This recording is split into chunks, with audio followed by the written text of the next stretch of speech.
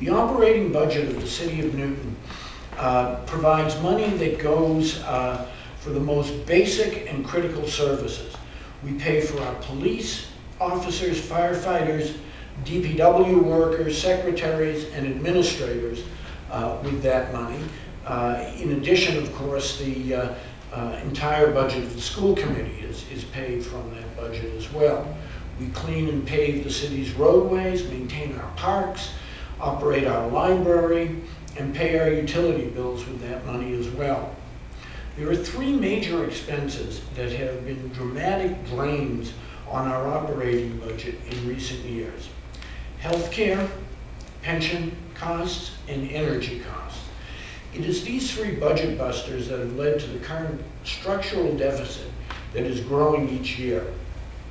Over the years, in order to make ends meet, I've consolidated departments, used energy efficiencies, enhanced our recycling effort, and many others to save money. We have taken on more responsibilities in-house to save money on contracting services outside. In each fiscal year, I have asked my department heads to do more with less.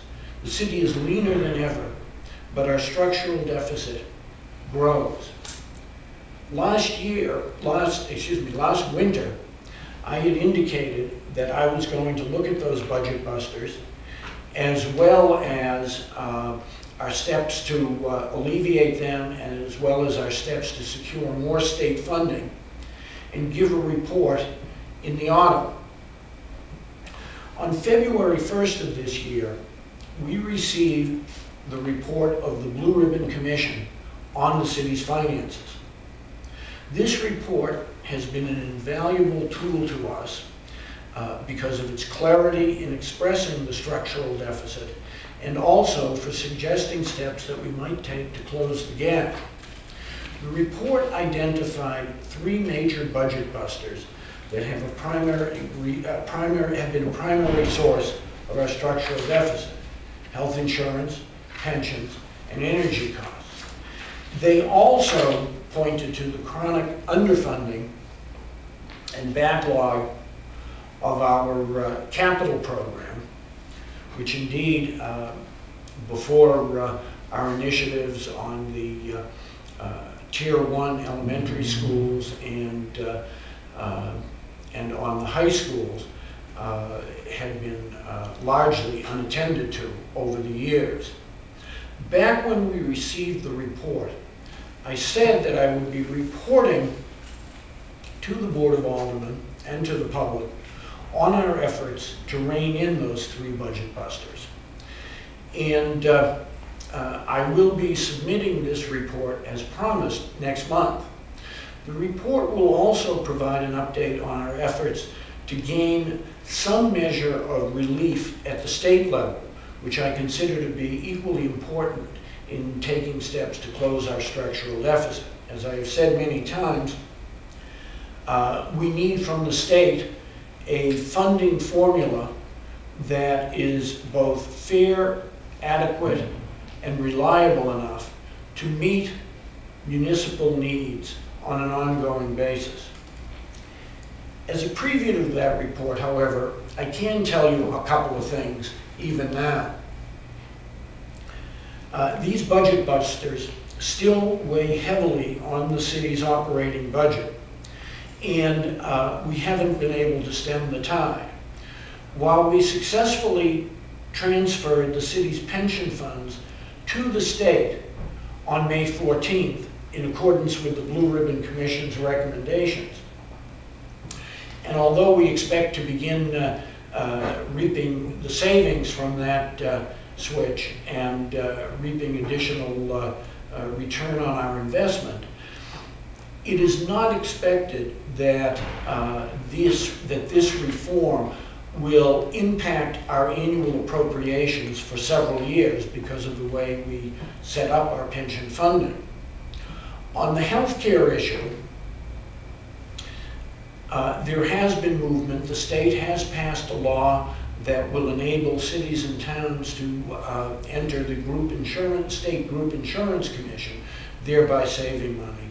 But because of the structure and scheduling of the requirements of that legislation, particularly with collective bargaining requirements, it will be at least fiscal year 2010 until we can join the GIC and affect savings in those areas. And with respect to the third budget buster, while we have implemented several measures to cut energy costs, the global energy market is largely beyond our control. In addition, when the Blue Ribbon Commission report came out, I said that I was going to work to try to get reforms in the state local aid funding system that would ensure that cities and towns received aid from the state that was fair, adequate, and reliable. We lobbied hard for the passage of the meals tax and for the legislature to also pass a law that would enable us to tax telecommunications equipment like any other utility equipment. And also we worked very hard to get the state to try to accept the Mass Municipal Association's plan that would dedicate some 40% of new state revenues to cities and towns each year. So far, these lobbying efforts have not been successful. These developments will be major factors as I prepare a more substantive and comprehensive announcement regarding these budget busters in the coming weeks. However, I did want to give a preview of what I think is likely to be the result of that analysis. And again, I will be making a full report on that in October. As I have said all along and have been saying for some time, the plan is to look at the budget busters and our progress on them, look at the progress in getting the state to provide adequate revenues for the cities and towns, and if in fact those goals were not achieved, that we would look seriously at the next recommendation of the